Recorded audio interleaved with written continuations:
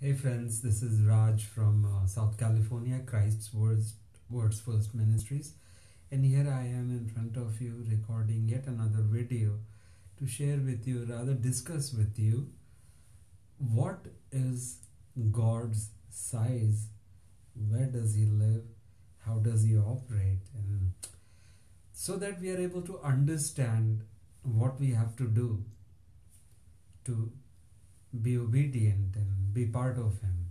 Okay, to start with, He is, Bible describes Him as uncontainable, who put the stars in the sky, right? So I will be reading out some verses. I do not exceed the Bible, nothing is my own words here. We have to understand His size first. So what does Bible say? Where does He live? In heaven and heavens. What does heavens mean? Universe. It means universe. Check it out. It's in the Bible. When Solomon made the temple of God, this is what he said, and I will read out, because he was given wisdom by God Himself. He understood how God operates. Where does He live?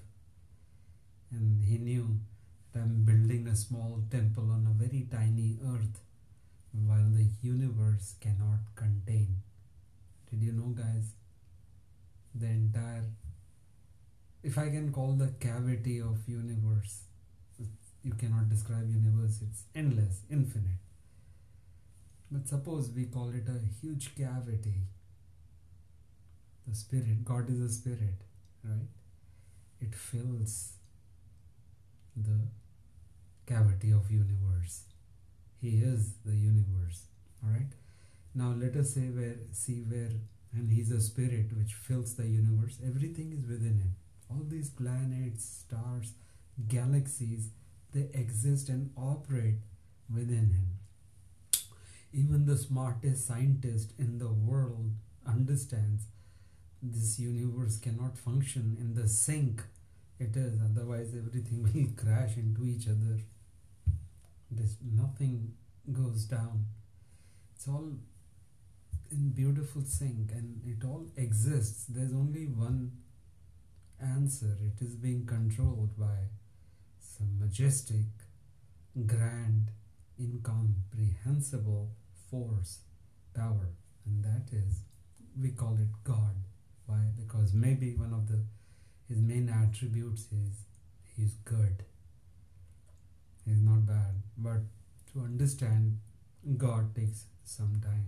It took me a lot of years to come to this point, and I'm sharing it with you. Watch this video.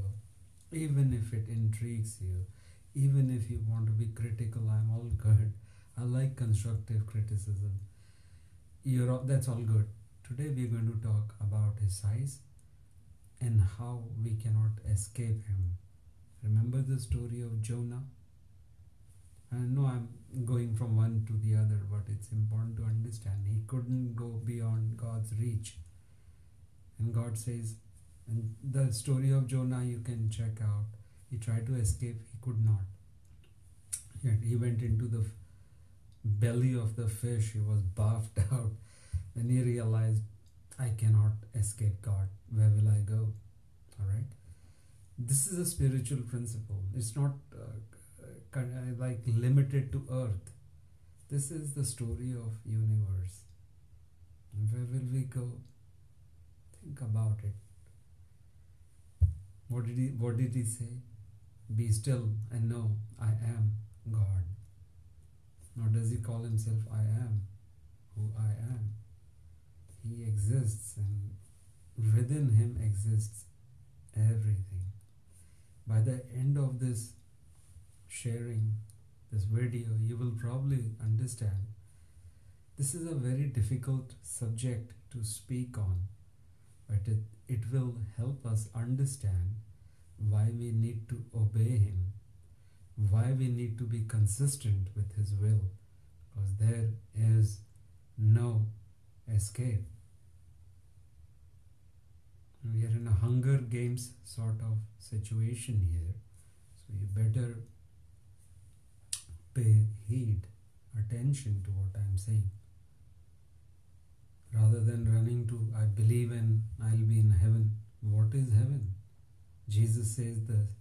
kingdom of heaven is within you. It's without and within. It's everywhere. But we have to understand that's also within us. Jesus says, and where does he say? I'll give you scriptures now. Jesus says this within. This is very important to understand. So by the end of this sermon, or rather this teaching, you'll understand what I'm talking about. I'll be using scripture only. Luke 17, 20-21. When asked by the Pharisees when the kingdom of God would come, Jesus replied, "The kingdom of God will not come with observable signs, nor will people say, 'Look here it is,' or 'there it is.' For you see, the kingdom of heaven is within you." Alright? King James Bible says, "Neither shall they say, 'Lo here,' or 'Lo there.'" Or New King James Version is better for me. "Nor will they say, 'Look here,' or 'Look there.' For indeed the kingdom of heaven is within you." Now remember that within, because these translations come from one source, Greek. It was written in Greek, right?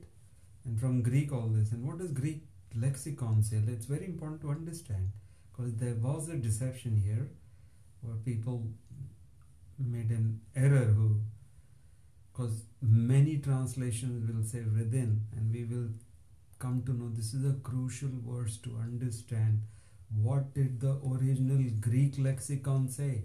I'm using Bible Hub. You can use what you like, it will still say the same word. It's the kingdom of God is within you. Now, the word Greek, New Testament was written originally in Greek. Remember, friends, from there it is coming, not English. All these have come. So what does the original source say? Entos, E-N-T-O-S. Jesus says it is entos, within. The only translation of the word entos is within. Have you heard of gastroenterology? All these Latin words, entos, points to within. It cannot be midst, among. This is a grave error, because many translations say, I'm not saying like New King James says, so many others, it's within, has to be inside. Why did Jesus say now? This is proved. Nobody can deny, because this is coming from Greek, and Greek is the original. We don't have any other reference.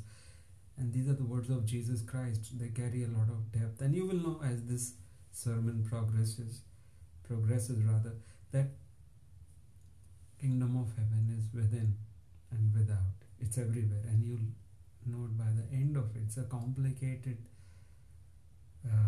thing to understand, subject, but we will get the conclusion why it is within and without. Okay, now let's hear. I was talking about Solomon when he made the temple.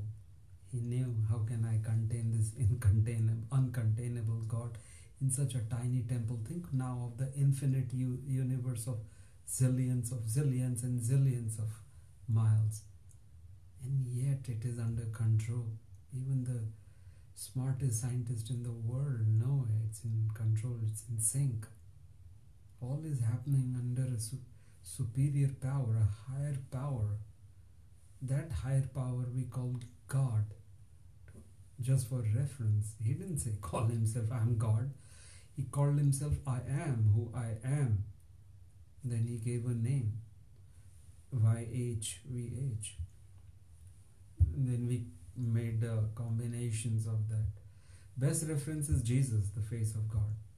John 10:30, I and God are one. We have to understand what Jesus says. So he says, I am within you, without you. So where does it say, Solomon say, that you're uncontainable? Let's read that, friends, okay? So bear with me. This is what Solomon says in 1 Kings 8:27. 1 Kings 8:27. Pay a lot of attention, friends, because this will help us understand what his size is. So 1 Kings 8:27 says, "But will God really dwell on earth?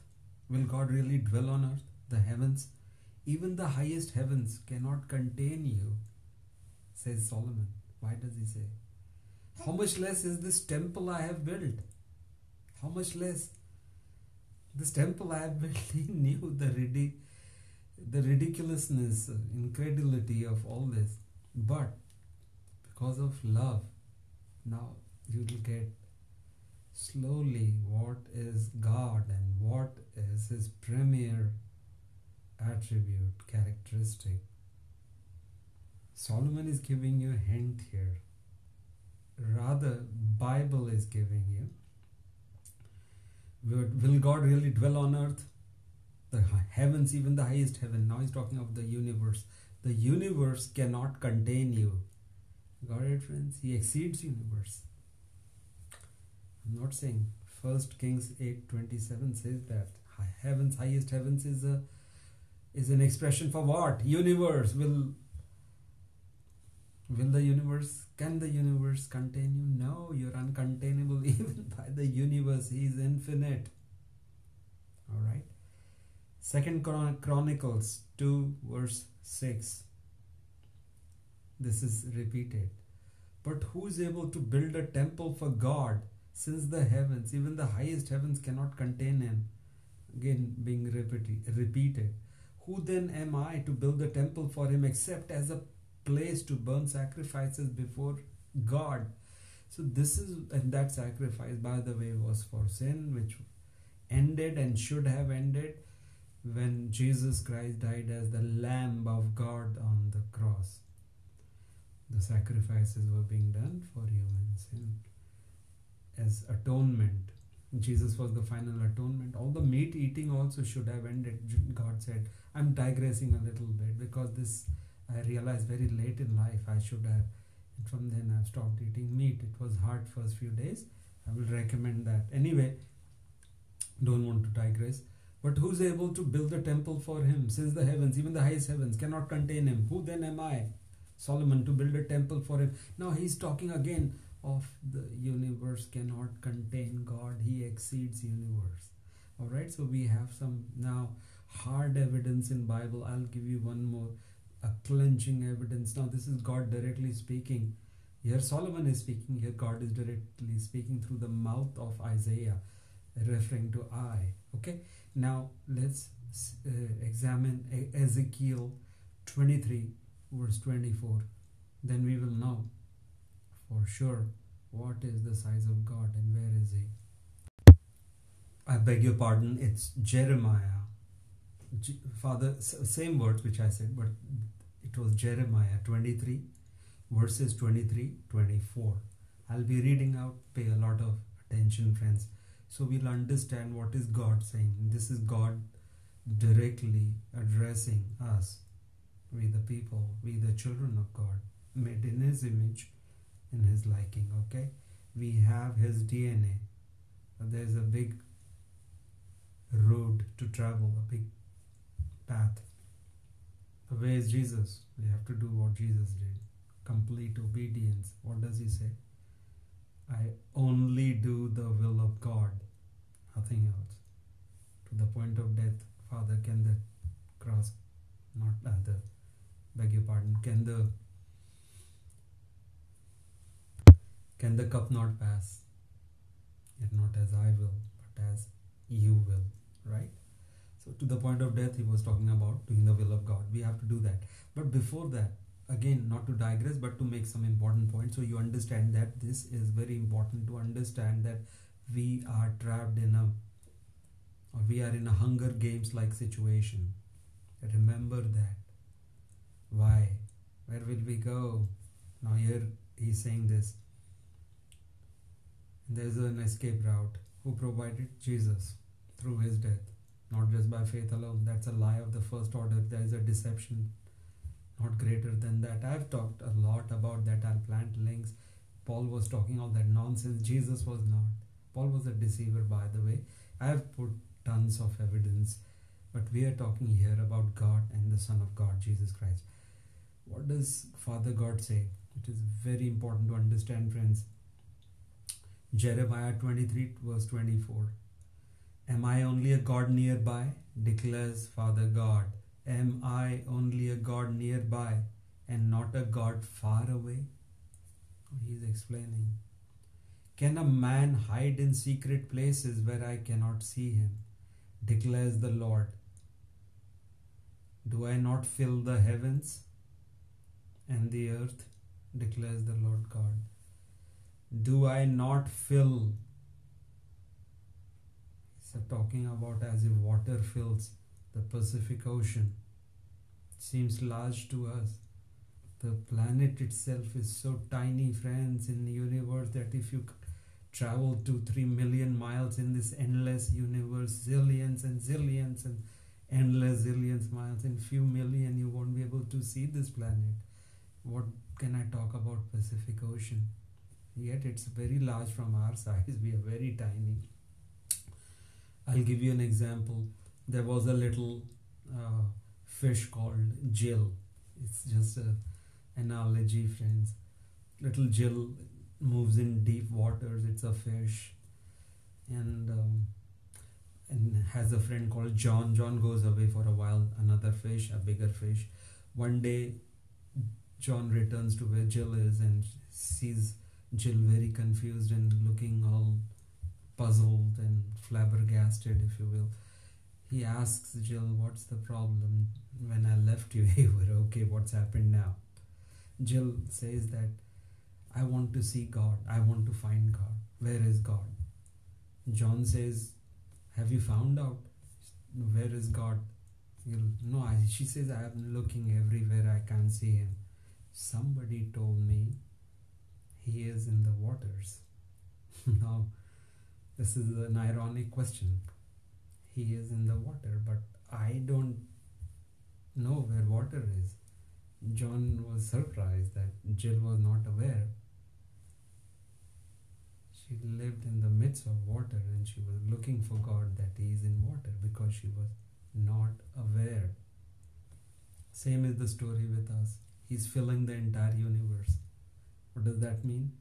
He's inside us, outside us, on earth, beyond earth, in the space. We cannot escape him.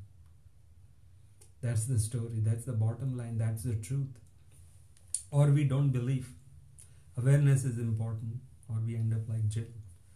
He's everywhere, but we're not aware.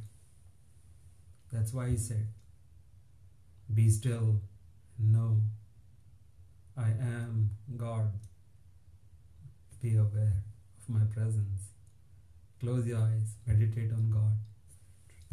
In a flash, hopefully you will see, understand he's everywhere, inside you. That's why Jesus said, they were dropping a lot of hints, Father God, and especially Jesus Christ, the Son of God. He wanted us to know, understand, little by little, gradually, who am I? Who is God? He is the universe, okay? Within him is the universe.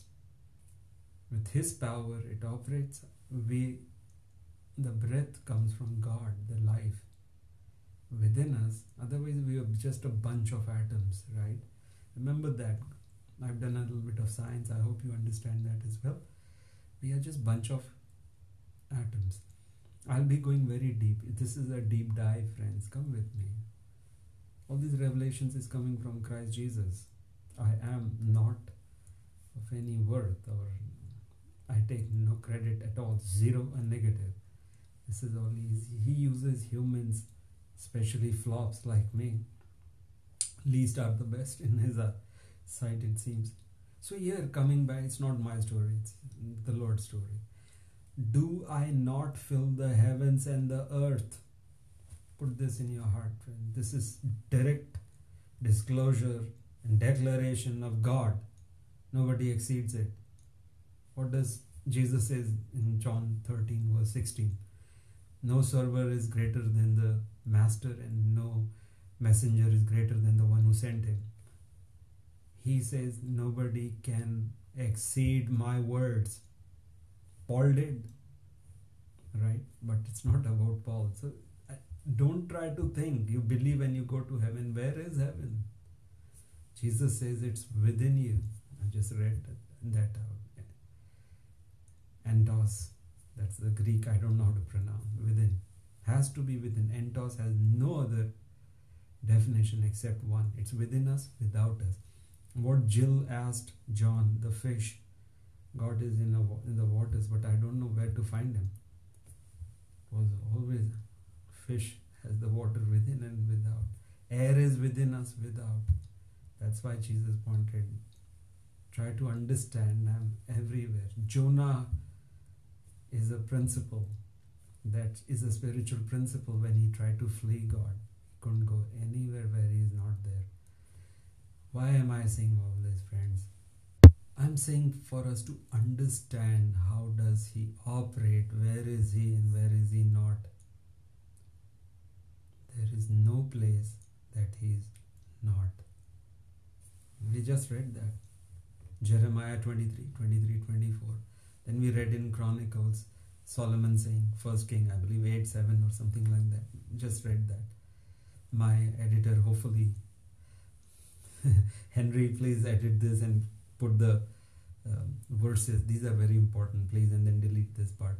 My editor, Henry, wonderful man. This is the deal, friend. Solomon knew this Lord of mine, God of ours, is uncontainable. He is infinite.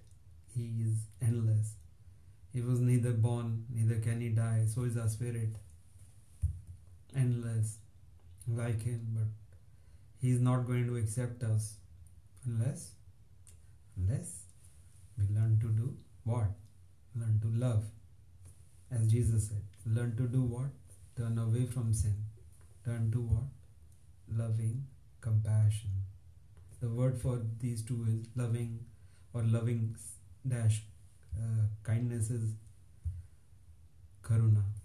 Karuna is a Sanskrit word which I often use in my videos because it's one word for what Jesus was explaining. Loving compassion. How do we know? Jesus says, before I explain what Jesus says in Matthew 22, 37, 40, that his greatest commandments were love. And Father God is love. That's 1 John 4 verse 8. 1 John 4 verse 16. God is love and he is a spirit. Where do we come to know he's a spirit? See, these are the clues he was dropping, Christ Jesus. He wanted us to understand that who is God. He is a spirit, he is love, he is uncontainable. Now, are you connecting the dots, friends? Are we getting a clearer picture? Does it make good sense to you now? Where God says, I'm uncontainable, I am everywhere, the whole universe is within me. I have put the stars in the sky, everything is within him. Alright, now I cannot keep repeating, so I hope you got those Chronicles and First King, Solomon saying you are uncontainable. How can I put you in a temple? Which is basically nothing more than but a sacrifice, at least a place for that. He knew the Spirit of God is everywhere. And what does John 4:24 say? God is Spirit, and therefore his worshippers must worship him in spirit and truth. This verse reveals he is a spirit. Okay, now we know that.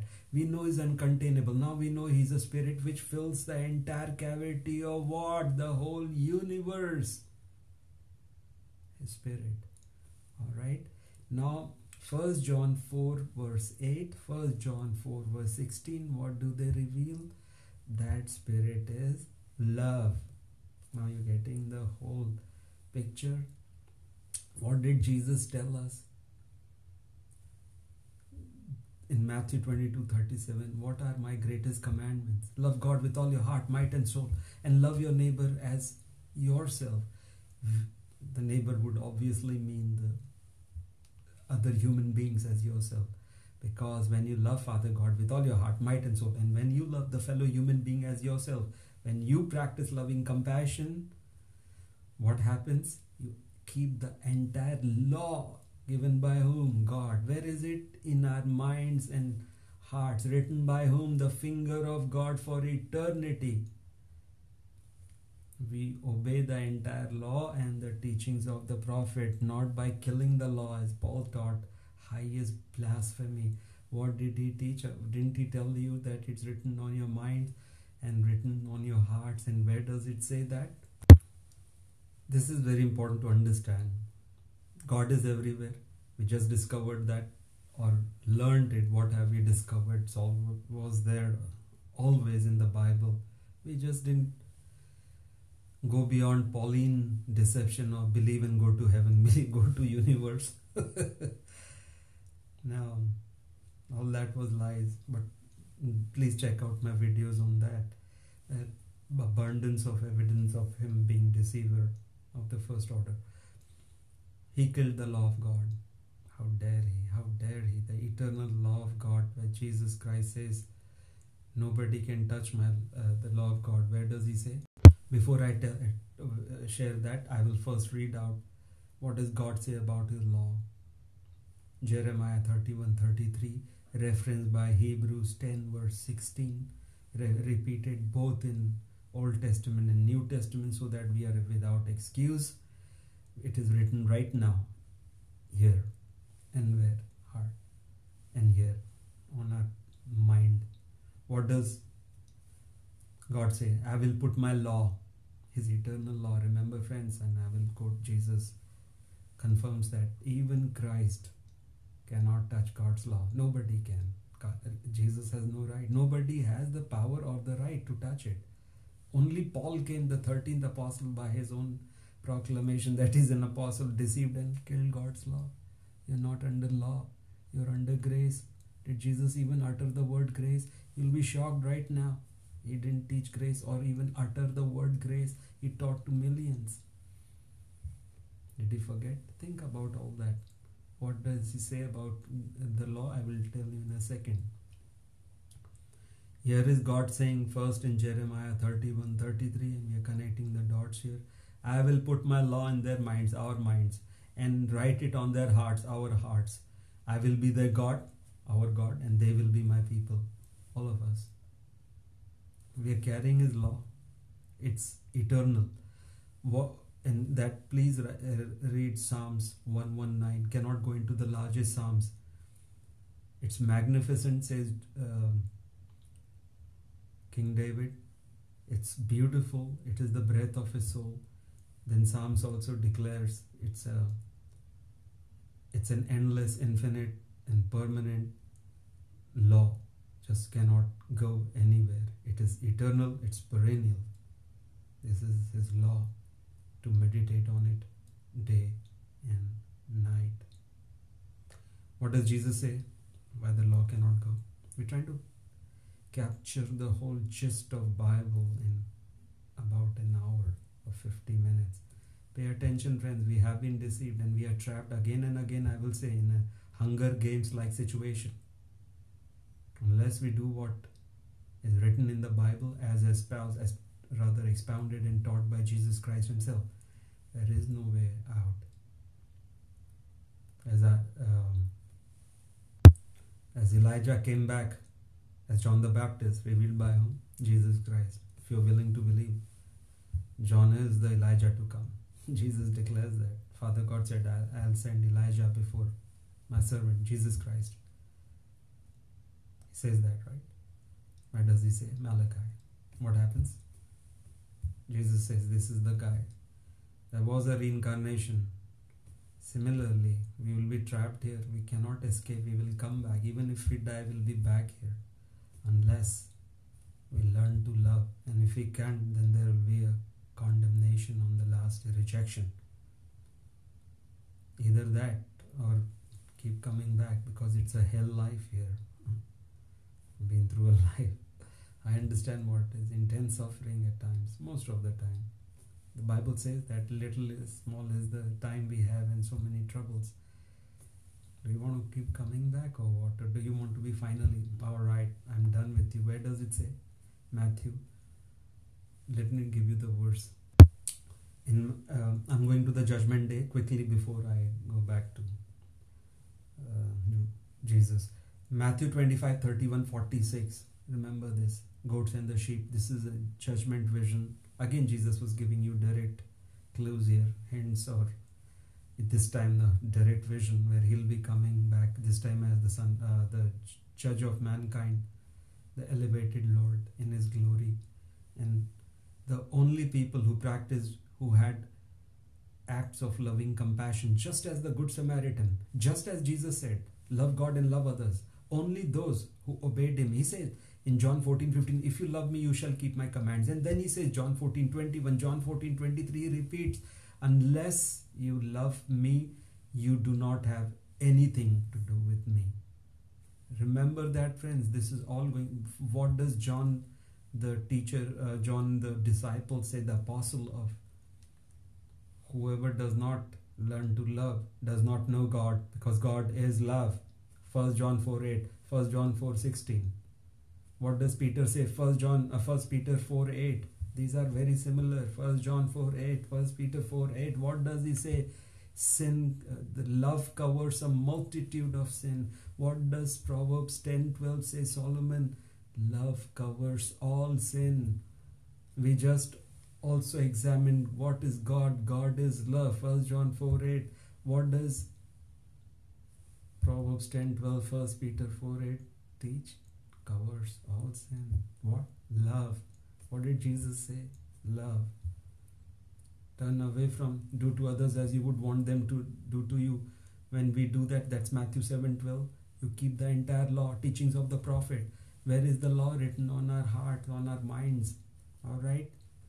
I think you're getting it all now. We are trying to, this is, praise the Lord, getting to the depths, like diving deep into the womb of Pacific Ocean and pulling out the greatest gems here. The biggest pearls of God are these.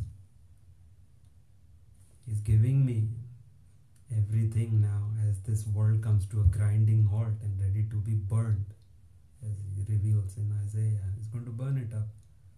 This is going to be cinder till the new Jerusalem, new world will come. All things will be new, guys. This is infected with sin. This planet is doomed and we are trapped here. Because I don't accept a penny from anybody. So I speak the truth. I'm not controlled by dollars. So I do not lie. I speak what is written here. I don't want your money. I want to share the truth. And here is the truth. We are trapped here. What is the way out? Love. Who says that? Jesus. Where does he say that? Matthew 22:37-40. And then repeats Matthew 7:12. Do to others as you would want them to do to you. When you do this, you keep the entire law and teachings of the prophets. The law cannot die, Jesus says. Where does he say the law cannot die? I'll read it out. It is eternal, friend. There is no way out unless we keep the law of Father God. How do we keep? Not by believing in Jesus alone, but to obey him. How do we obey the entire law? We cannot by going by words after words, commandment. It's all fulfilled by one little word, love. It was the message. Why? God is love. Where does it say? 1 John 4:8, 1 John 4:16. God is love. Getting the point. He's a spirit. He is love. Where is he? The whole universe. And he has given his law. His laws govern. He is also subject to his laws. He does not exceed his own laws. How can it be killed as Paul taught? I hope you wake up from this stupor, friends, as I did. He shook me up and taught me all this. Where is it coming from? Does anybody teach all this? They should, right? Okay, let me share with you where Jesus says the law is eternal, perennial, cannot die, can be fulfilled through what? Love, which I just shared with you.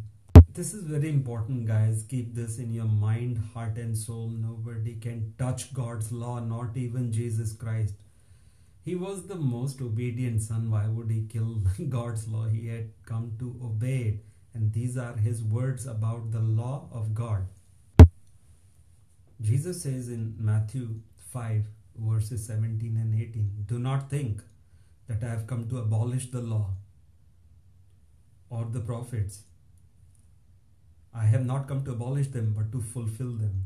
For truly I tell you, until heaven and earth pass away, not a single jot, not a stroke of a pen will disappear from the law until everything is accomplished.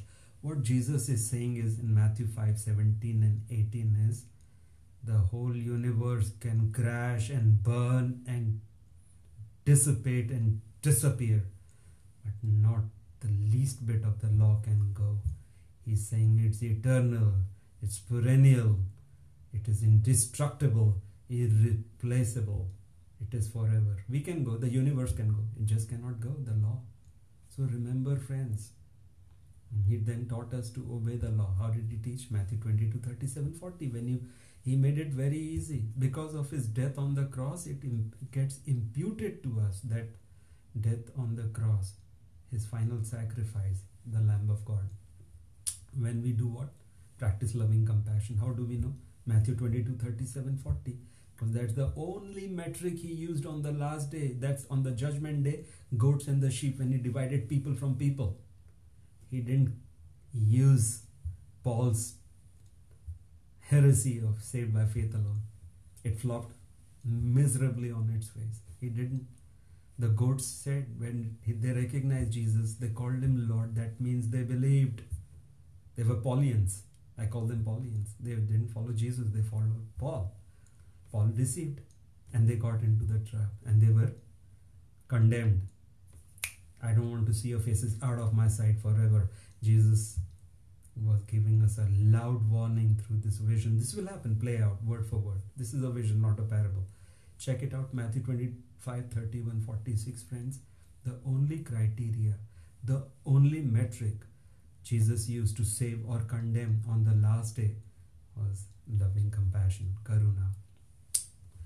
Put that in your heart and soul. Loving kindness, if you like English or understand it better. Loving kindness, loving kindness or karuna was the only metric he used, because the sheep had those acts of, they had stepped out of their comfort zone and their absorbed lives, their selfishness, and they had helped others. They had reached out to others. They had fed others, they had clothed others.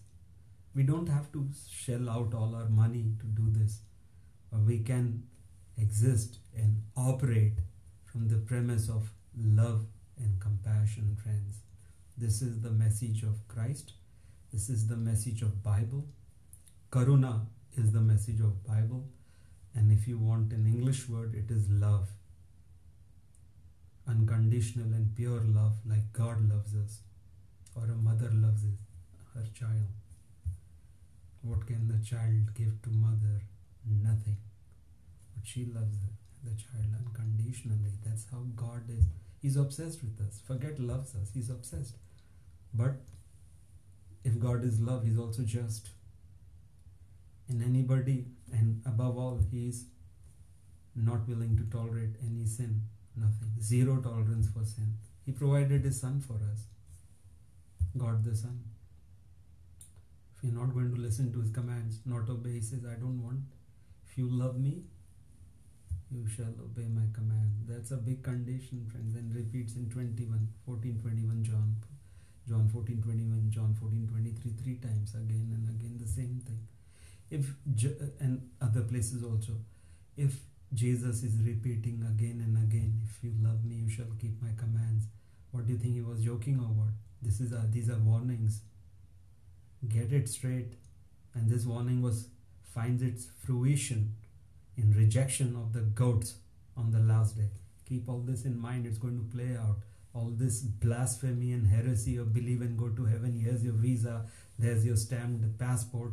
Now wait and sit in the lounge of heaven and get inside.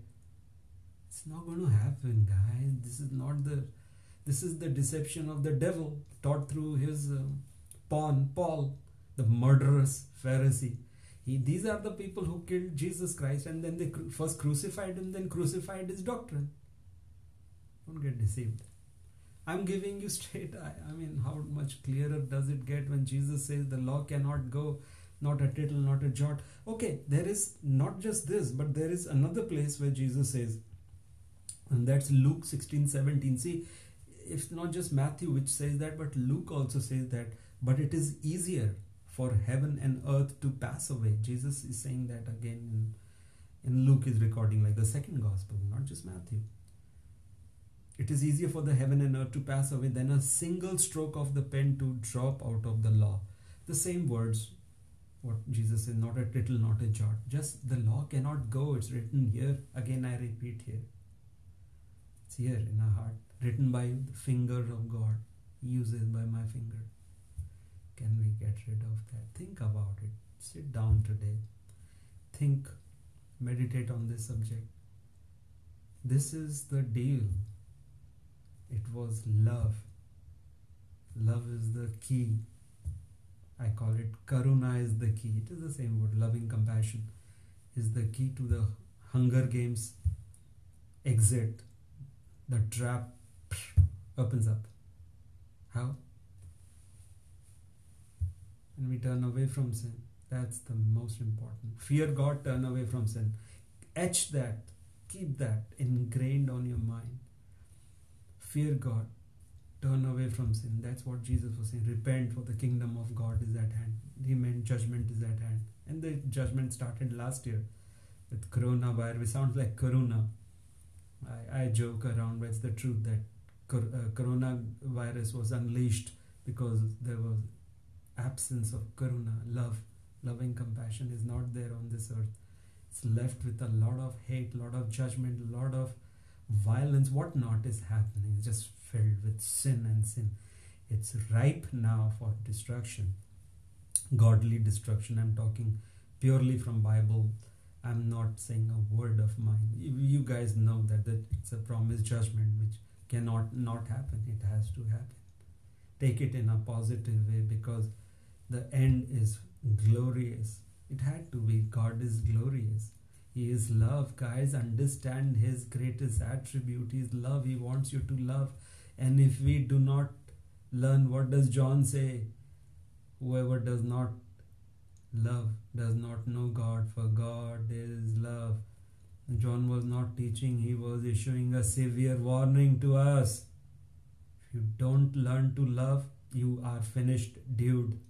And that's what happened in Matthew 25, 31, 46. That's going further 2,000 years or whatever it is when the judgment was taking place. Now is the time. We will be divided, people, person to person. All that saved by faith alone will flop because Jesus is that. God put the law, we killed it. We put ourselves under grace. Jesus never taught grace. Now you're getting? This is the whole story, the whole summary of Bible. And this is also the salvation message. Why? Turning away from sin. Turning to what? Walking across. The cross of Jesus. These are spiritual principles. He was going to as he was walking to the cross, he stumbled. He was carrying, he was carrying the cross to his crucifixion side. He stumbled many times, so will we. It's going to be a very hard walk. But the end is glorious if you can do it. Whoever does it, who's able to do the walk as he did, carrying his cross, means his obedience to the hilt, turning away from sin, practice, and turning toward love. That is the furthest end. That's where it all ends. And that's where it ends, it begins. That's all about Bible, friends. This is the story of Bible. This is the message. Paul kind of made us deceived us into believing justified by faith alone. All this obedience and all became meaningless while he hid from us. That was loving compassion. That was the key. Now, hopefully, don't want to talk about Paul, but what Father God teaches, what the Son taught. Now, are you getting the whole drift, friends? I'm so glad this is out of me now. And hopefully, if you like the message, do share it. This is all free. My whole ministry is free. My whole life is dedicated to the Lord Jesus. I work hard. I support my ministry. It's free. The day I charge money, all this will go. His Spirit will lead me. cannot take a penny from anybody, and I'm very happy about that. I'll work of whatever my challenges are. I'll like to perish in that without taking a penny. He provides everything. So why should I take a penny from anybody? This is given. So take this message, share it with your friends, or rather, now these technology helps us just have to share, so that there's a mass awareness of what God is. He fills the cavity of the universe, friends. We just saw the Jeremiah, the 31-33 Chronicles and Kings, where Solomon says, how can I contain you in this little temple I built? He knew God is everywhere. We cannot escape this. There was a movie. I've given you a movie called Hunger Games. Now I'll give you another movie. It's called the Groundhog Day or something like, with Bill Murray. Groundhog Day. It's just a story, but beautifully captured by Hollywood. They made a brilliant film, and that's very biblical in nature. In fact, all spirituality is the same. Nobody we don't have to label ourselves. Good Samaritan was not a Christian. He had no relationship, zero, with Jesus.